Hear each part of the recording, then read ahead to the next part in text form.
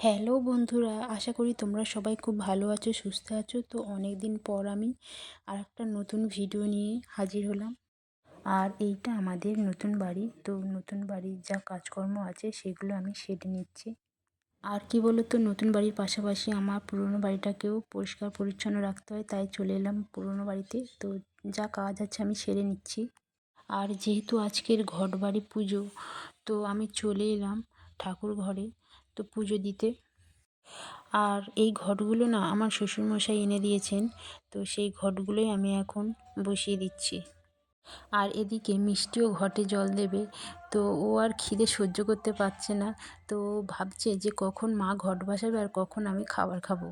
ও সবে মাত্র স্নান করে উঠেছে, তো আমি ওকে কিছু খেতে মানা করেছিলাম। যেহেতু ও ঘটে জল দেবে বলেছে, তো সেই কারণেই মানা করেছিলাম। আর অবশেষে মিষ্টি ঘটে জল দিয়েই দিল। আমিও এদিকে পুজোটা সেরে নিলাম। আর মিষ্টির এত খিদে পেয়েছিল যে আমি ওকে বলেছিলাম যে ঠাকুরকে প্রণাম করে প্রসাদ তুলে খেয়ে নাও। তো তাই জন্য সে প্রসাদটা তুলে নিল।